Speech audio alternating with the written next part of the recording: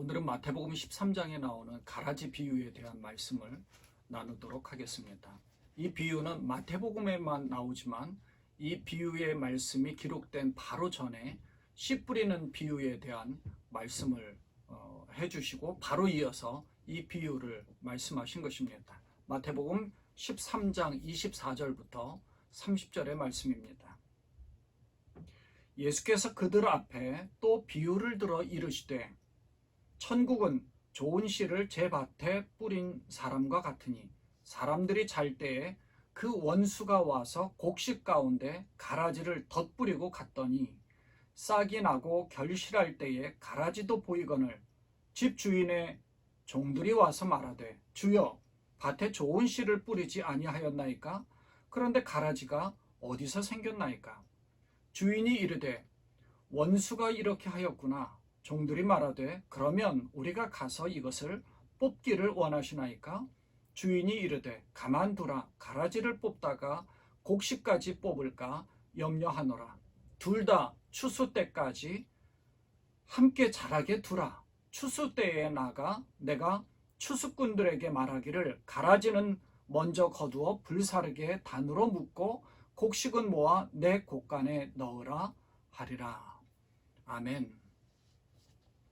오늘 말씀과 연결된 씨 뿌리는 비유를 통해서 농부가 씨를 뿌렸는데 길가에 떨어지기도 하고 돌밭에 떨어지기도 하고 가시떨기에 떨어지기도 해서 결실을 제대로 보지 못하지만 좋은 땅에 떨어짐으로 30배, 60배, 100배의 결실을 맺게 된다는 것을 비유로 말씀하셨습니다. 하지만 좋은 땅에 떨어져 30배, 60배, 100배의 결실을 맺기까지는 또 다른 난관에 봉착한다는 사실을 가르쳐주고 있죠. 그것은 좋은 땅에 부러진 씨앗이 잘 자라는데 그 씨앗만 잘 자라는 것이 아니라 원수가 뿌려놓은 가라지까지도 자라고 있다는 것입니다. 오늘 본문에 보면 가만두라라고 할 때에 원수가 그걸 뿌려놓은 것이 있으니까 추수 때에 내가 추수꾼에게 말하기를 가라지는 먼저 거두어 불사르게 단으로 묶고 곡식은 모아 내 곡간에 넣으라 할 것이라고 말씀하셨던 겁니다. 그러니까 원수가 뿌려놓은 것이기 때문에 그것을 내 곡식이 다칠까 봐 그냥 두라고 얘기하는 것이죠. 여기서 말하는 가라지는요, 독보리입니다. 그러니까 로마법에 의하면 이 남의 밭에, 남의 곡식밭에 이 독보리를 뿌리는 것은 처형받을 만큼의 큰 범죄입니다.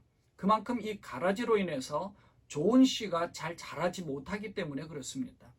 좋은 씨가 싹이 나고 그래서 좀 잘 자라는데 결실할 때까지 이 가라지도 보인다고 하는 겁니다. 여기서 이제 원수는 대적을 가리키는데 이 비유에서는 주인의 밭을 망치려는 자입니다.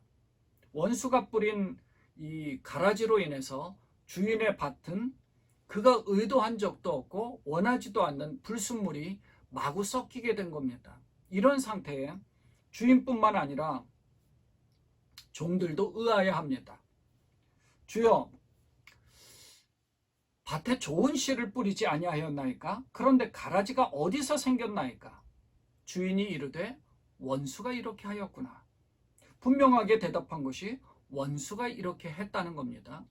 그래서 종들이 그러면 우리가 가서 이것을 뽑을까요? 라고 물어보니까 주인이 가만두라고 하는 거죠.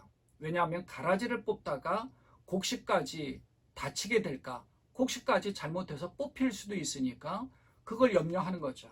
그리고 추수 때에 알곡과 쭉정이를 구별해서 이 좋은 곡식은 창고에 들이지만 가라지는 전부 불에 태워버리겠다고 하신 겁니다.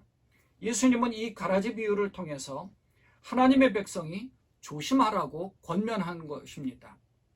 예수님이 하나님 나라의 도래를 선포하시자 제자들은 이 세상이 하나님 나라의 거룩함으로 변할 것을 기대했을 겁니다. 그런데 예수님의 말씀이 있었음에도 세상은 변하지 않았습니다. 그리고 세상은 악이 여전히 존재하고 있고 악한 자들이 더 잘 되는 것을 보고 이상하다고 생각했을 겁니다. 그래서 예수님은 이 세상에는 좋은 씨앗만 자라는 것이 아니라 가라지가 섞여 있어서 그 가라지가 자라면서 곡식의 성장을 방해한다라고 말씀한 겁니다. 저희가 읽지 않은 오늘 말씀의 뒷부분에서는 무리들에게 이 비유를 말씀하신 예수님이 집으로 돌아오시자 제자들이 이 예수님에게 집에서 물어보는 겁니다. 그러니까 제자들에게 이것을 설명해 주신 것이죠. 가라지 비유가 도대체 무슨 뜻입니까? 하고 물어보신 제자들이 물어보니까 예수님이 제자들에게 이제 설명한 것이 37절부터 기록되어져 있습니다. 대답하여 이르시되 좋은 씨를 뿌리는 이는 인자요 밭은 세상이요 좋은 씨는 천국의 아들들이요 가라지는 악한 자의 아들들이요 가라지를 뿌린 원수는 마귀요 추수 때는 세상 끝이요 추수꾼은 천사들이니 그런즉 가라지를 거두어 불에 사르는 것 같이 세상 끝에도 그러하리라. 우리가 잘 아는 대로 예수님이 이 세상에 오심으로 하나님의 나라는 이미 시작되었지만 아직 완성되지 않았습니다. 이미와 아직과 그 사이에 우리는 존재하는 것이죠. 아직 완성되기 전이라 이 세상에는 선과 악이 공존한다는 것을 말씀하신 겁니다. 여기에 가라지는 일반 곡식과 사실 거의 구별이 안 됩니다.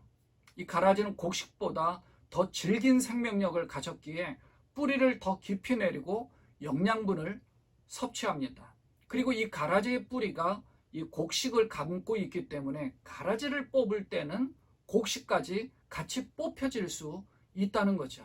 그래서 이 가라지를 그냥 두었다가 나중에 추수할 때는 어차피 곡식도 다 이 수확을 위해서 뽑아야 되거든요. 그러니까 그때에는 가라지와 곡식을 따로 모아서 이 가라지는 불에 태운다는 것이죠. 그러니까 지금 당장 이 가라지를 뽑아버리고 싶지만 추수 때까지 참고 인내해야 한다는 겁니다. 마태는 마태 공동체, 곧 교회 공동체가 이 혼합된 상태에서 교회 안에 선한 자와 악한 자, 그리고 쓸모 있는 자와 쓸모 없는 자, 지혜로운 자와 어리석은 자가 함께 섞여 있다고 생각을 했습니다. 사탄은 이 믿는 성도들을 개인을 공격해서 무너뜨리기도 하지만 이 개인보다 교회를 공격하고요. 공동체를 공격해서 공동체가 무너지도록 작전을 핍니다. 교회가 무너지도록 사탄은 공격을 합니다. 그런 전략을 사용하는 것을 우리가 볼 수 있죠. 그래서 교회 안에는 가라지와 같은 이 거짓 신자들도 존재한다는 것을 말하는 겁니다. 그런데 이 가라지가 곡식과 처음에는 구별하기가 쉽지 않습니다. 사실 고난이 있고 고통이 있고 환난의 때는 구별할 수가 있어요. 근데 환난이 없는 때는 구별하기가 어렵습니다. 처음에는 이 싹이 나서 자라는 것과 같이 이것이 이제 밀과 흡사해서 구분이 안 되다가 어느 정도 성장하면 그때서야 확연히 구별된다고 합니다. 구분이 그때 되는 거예요. 마태 공동체 내에는 이런 문제들이 발생을 많이 하니까 여러 문제들이 대두된 겁니다. 사실 오늘날의 교회들도 교회 내에 존재하는 이런 문제들이 사실 많이 있습니다. 그래서 그것 때문에 교회가 흔들릴 때가 많죠. 그래서 어떤 사람들은 이 악한 자들을 다 내쫓아야 된다라고 말하기도 합니다. 그런데 여러분 생각해 보십시오. 악한 자들을 내쫓으려고 하다가는 교회 안이 굉장히 어수선해지고 혼란해집니다. 그러니까 교회 안에 있는 이 가라지들을 당장에 뽑다가는 오히려 좋은 곡식들이 다칠 수도 있다는 겁니다. 교회 안에 분쟁이 있으면 있을수록 교회 안에서 순수한 신앙생활을 해나갔던 분들도 흔들리게 됩니다. 좋은 분들도 정말 믿음으로 사는 분들도 그 마음에 여러 가지 흔들림이 많이 있어요. 교회가 왜 이래야 되나? 왜 하나님께서는 이런 교회를 이렇게 두시는 건가?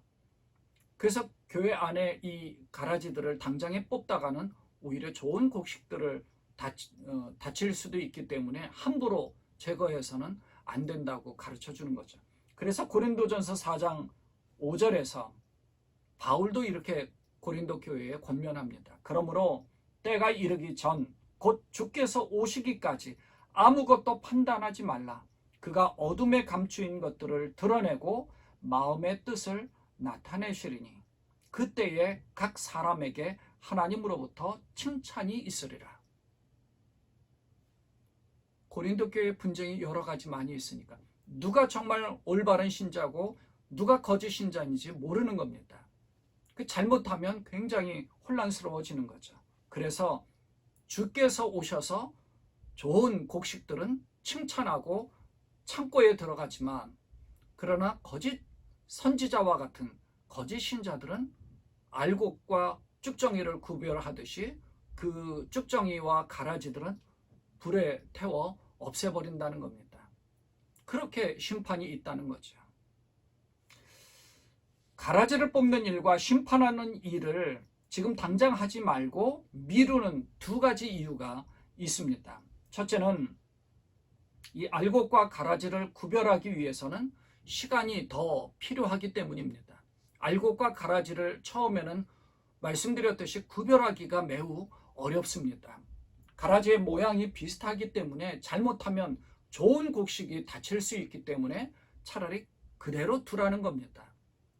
잠시 그대로 두면 서서히 자라면서 추수 때가 되어 갈 무렵에서 확연히 구분이 되는 거죠.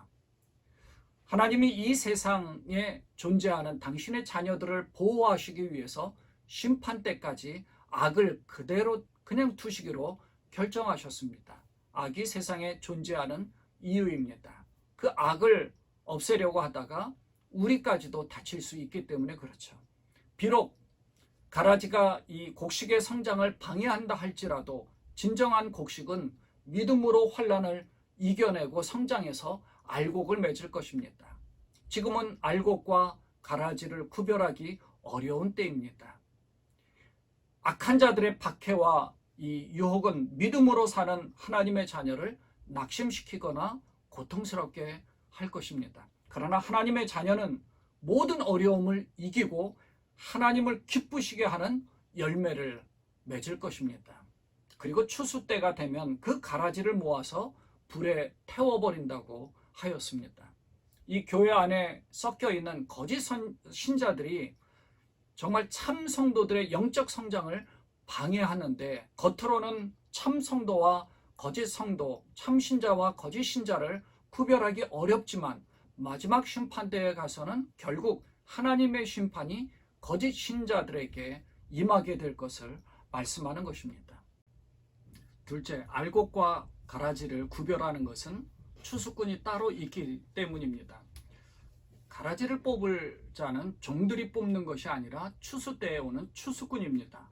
교회에서 악인들을 심판하고 제거할 자는 교회 안에 의인이나 선한 자가 아니라 마지막 심판 때에 임하실 천사들, 하나님의 사자들이라는 사실입니다. 그래서 성급하게 심판하고 성급하게 거짓 신자들을 가려내려고 하다가는 더 큰 화를 입을 수 있기 때문에 하나님의 시간에 맡겨두라는 것입니다. 결국 믿는 자들은 인내해야 된다 하는 사실을 말씀해주고 있습니다.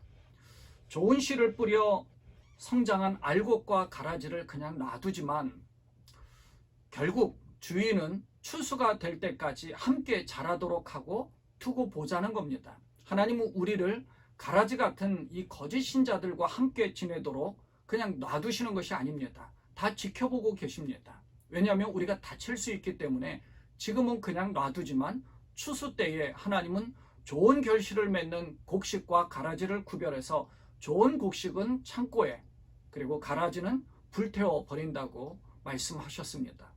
바라기는 우리가 신앙생활을 하면서 우리의 신앙생활을 올바로 하지 못하도록 마귀가 심어놓은 이 가라지 때문에 우리가 힘들어하지 말고 끝까지 인내함으로 결국에 가서는 우리는 하나님의 곡식 창고와 같은 천국에 가게 되고, 쭉정이와 가라지 같은 거짓 신자들은 하나님 앞에서 심판을 받게 될 것을 우리가 분명히 믿고 믿음으로 참고 인내하며 좋은 결실을 맺기 위해 최선을 다하시는 그런 여러분 되시기를 주님의 이름으로 축원을 드립니다. 기도하겠습니다. 하나님 아버지, 주께서 우리에게 큰 은혜를 베풀어 주셨습니다. 좋은 땅에 심겨진 곡식과 같이 하나님 말씀으로 성장할 수 있는 좋은 곡식이 되게 해 주셨습니다. 그러나 우리 주위에는 마귀가 심어놓은 가라지와 같은 거짓 신자 혹은 마귀의 시험들, 마귀의 여러 가지 힘들게 하는 부분들이 있습니다. 우리가 그것에 흔들리지 않도록 우리를 붙잡아 주시고 우리가 그것에 굳건하게 서서 정말 하나님을 기쁘시게 하고 하나님께 칭찬받을 수 있는 그러한 종들이 되기를 소망합니다.